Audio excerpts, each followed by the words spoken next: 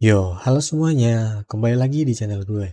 Kali ini gue akan membagikan pengalaman gue sendiri mengenai mengganti thermal dengan liquid metal, tentunya di laptop.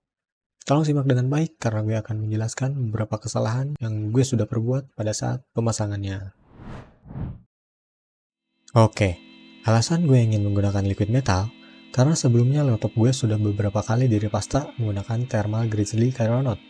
Tapi hasilnya sama saja, seperti tidak ada perbedaan sekali, dan perbedaannya sangat minor sekali. Tapi gue sendiri paham bahwa itu sudah lebih baik daripada sebelumnya.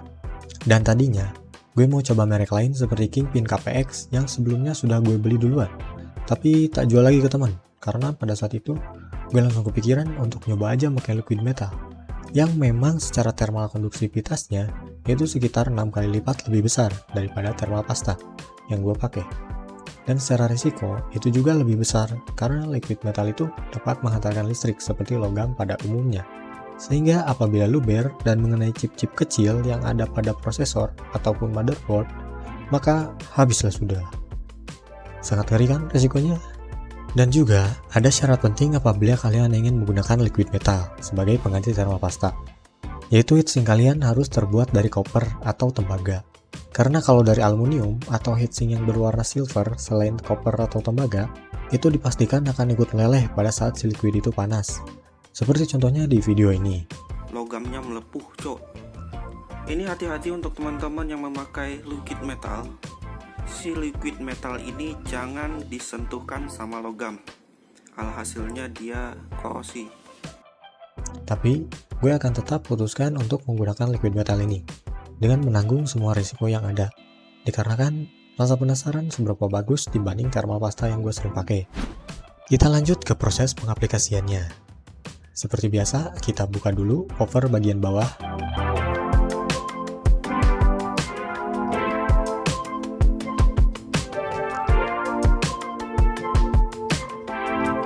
Dan jangan lupa untuk membuka konektor baterai terlebih dahulu untuk menghindari korsleting.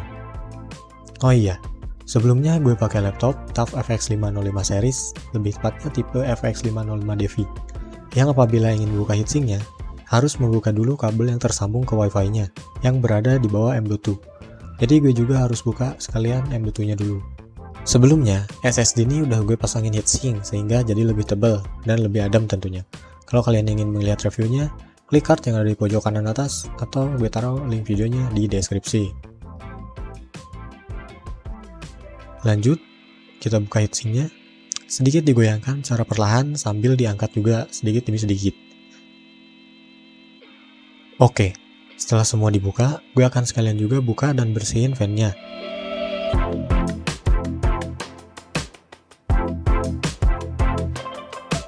Setelah itu, tinggal kita bersihkan pasta yang ada di CPU, GPU, dan heatsinknya.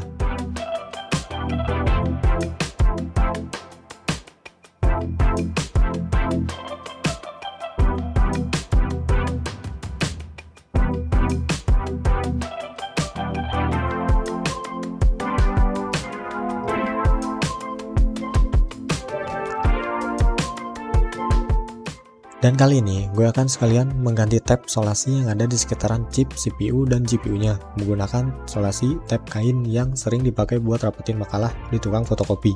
Sama juga dilapisin lagi dengan solasi tab anti panas. Tapi, gak perlu dilapisin dengan anti panas juga gak apa-apa sih. Cuma buat jaga-jaga doang. Nah, pada saat gue nempelin solasi di sekitaran chip CPU, gue melakukan kesalahan yang sangat berpengaruh nantinya apabila si liquid dan heatsinknya sudah dipasangkan. Ukuran dan posisi tab yang gue tempelin itu tidak sesuai dengan bawaan yang defaultnya. Alhasil, pada saat liquid dan heatsinknya sudah dipasang, lalu pada saat gue nyalain, suhu idle prosesornya itu jadi panas, yang sebelumnya sekitar 40, naik ke rata-rata jadi 60-an. Ini akibat tab yang gue tempelin itu mengganjal heatsinknya. Jadi, antara heatsink dan prosesor ada gap, sehingga heatsink tidak merapat dengan sempurna. Jadi, gue bongkar lagi dan potong tabnya sesuai ukuran aslinya. Tapi saat itu gue lupa untuk merekam dan memotonya, jadi ilustrasinya kira-kira seperti ini yang bagusnya. Oke, lanjut ke pemasangan liquidnya. Tapi sebelum itu, gue nyiapin dulu semacam kain bedah tapi terbuat dari tisu untuk melindungi komponen lain di sekitaran CPU dan GPU-nya, demi keamanan laptop yang cuma satu-satunya. Di bagian ini adalah kondisi yang paling membuat gue was-was. Gimana kagak coba? Pas keluarin secara perlahan tuh liquidnya, malah keluar terus itu liquid sampai luber ke pinggiran chip CPU. Untungnya ada tisu bedah tadi yang jadi penyelamat. Dan tidak berhenti sampai di situ, pas proses meratain si liquidnya ke seluruh permukaan chip dan heatsink, itu susah bener dah sumpah. Apalagi di bagian heatsink. Gue makan waktu kurang lebih mungkin sekitar 1 jam buat masang dan ngeratain tuh liquid ke heatsink juga CPU dan GPU. Pada proses ini juga gue membuat satu kesalahan lagi, yakni liquid yang gue pasang di heatsink terutama di bagian daerah CPU itu terlalu sedikit dikarenakan susah ngeratainnya, dan juga sedikit kebanyakan di bagian GPU-nya sehingga sedikit luber ke area luar bagian chip GPU-nya. Nah, kesalahan itu berbarengan dengan tab yang gak sesuai ukuran tadi yang sebelumnya gue jelasin, yang hasil suhu idle-nya itu naik dari 40 ke 60. Jadi gue harus tambahin liquidnya dan ratain semerata mungkin, dan dengan tab yang juga dipotong sesuai ukuran defaultnya. Mungkin cuma itu saja permasalahan yang gue alami, juga solusinya. Nah, apabila pemasangannya sudah beres dan sudah merata dan benar pula, tinggal pasangin heatsinknya kembali dan jangan lupa pasang kabel wifi, SSD, dan kabel power. Oke, mungkin sampai di situ cerita pemasangan liquidnya beserta permasalahan yang gue alami. Nah, atas dasar yang sebelumnya gue ceritain, gue mau ngasih beberapa saran kepada kalian apabila ingin memakai liquid metal, tentunya pada laptop. Yang pertama, pastikan heatsink kalian berbahan koper atau tembaga. Yang kedua, apabila ingin mengganti tab yang ada di sekitaran chip CPU ataupun GPU, usahakan tabnya dipotong sesuai ukuran default bawaannya. Yang ketiga, kalian wajib sekali memastikan liquid metal yang dipasang itu merata dan pas, juga tidak kebanyakan atau terlalu sedikit. Dan yang keempat dan yang paling penting, kalian harus terima semua risiko yang ada. Oke lagi, pemasangannya sudah, kita lanjut ke proses pengujiannya. Di sini gue pakai dua software buat benchmark, yaitu Cinebench R23 dan Blender 3.3 menggunakan default project. Dan ada 3 game yang gue uji, yaitu Need for Speed Heat, GTA 5, dan Far Cry 5. Pada proses benchmark, gue udah perbaiki kesalahan yang sebelumnya gue perbuat. Jadi, ini adalah proses final dimana semua kesalahan udah semua gue perbaiki. Sebelum kita ke tes benchmark, kita lihat dulu suhu idle-nya berapa. Seperti yang bisa kalian lihat yang ada di gambar ini. Sebelum menggunakan liquid metal, suhunya berada di 40 derajat Celcius untuk CPU dan 40 derajat Celcius untuk GPU. Tapi sesudah menggunakan liquid metal, suhu keduanya 39 derajat Celcius. Tidak terlalu beda jauh, alias cuma minor saja, cuma 1-2 derajat. Kita lanjut ke benchmark Cinebench R23. Kalian bisa lihat perbandingan suhunya sebelum menggunakan liquid metal. Skor multicore-nya itu ada di sekitaran 3618 dan single core di 851. Dan sesudahnya, suhu multicore-nya naik menjadi 4193 dan single core-nya menjadi 887. Dan perbandingan suhunya lumayan sangat berbeda jauh, antara 13 sampai 20 derajatan rata-ratanya. Perbedaan suhu di Cinebench R23 lumayan signifikan sekali. Oke. Lanjut ke Blender 3.3 default project. Di Blender ini gue loop render sebanyak 5 kali, dan kalian bisa lihat suhunya yang ada di samping ini. Dan hasil dari render tersebut, skornya mencapai 2 menit 34 detik yang skor awal, dan skor akhirnya itu mencapai 2 menit 44 detik yang kelima. Dan bisa lihat, dia naik beberapa detik setiap kali merender. Tapi, jika kita sudah mengganti dengan liquid metal, skornya itu flat, 2 menit 34 detik rata-ratanya. Ini anggap aja 34 detik aja ya, cuma beda 4 milisecond doang soalnya. Dari round 1 sampai round 5-nya, itu rata semua, 2 menit 34 detik. Berikutnya kita ke tes pengujian gaming. Kalian bisa lihat dan rasakan perbedaan suhu dan FPS-nya sebelum memakai liquid dan sesudah memakai liquid.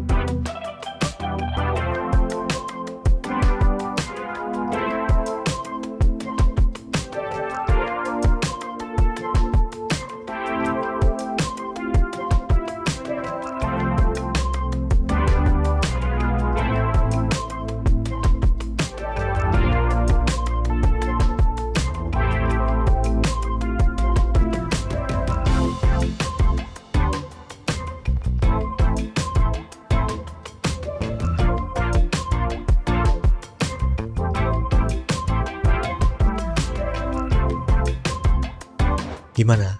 Udah melihat hasil perbandingannya? Jadi, kesimpulan dari mengganti thermopasta ke liquid metal, menurut gue itu sangat-sangat worth it. Karena dari hasil pengujian, gue bisa simpulin menggunakan liquid metal itu sangat berpengaruh untuk menahan dan menurunkan suhu, sehingga performanya bisa lebih bagus lagi. Walaupun di beberapa skenario, ada yang cuma berbeda 2 derajat saja. Tapi itu menurut gue sangat bagus, karena akan mengurangi kejadian throttle, terutama pada CPU-nya. Mungkin cuma itu yang dapat gue simpulkan, dan intinya sangat worth it. Oke, sampai di sini dulu untuk video kali ini. Jangan lupa like kalau video ini bermanfaat bagi kalian, dan tekan tombol subscribe-nya apabila ingin melihat konten terbaru dari gue. Dan apabila ada pertanyaan atau mungkin ingin sekedar sharing, kalian bisa komen di bawah. Bye-bye.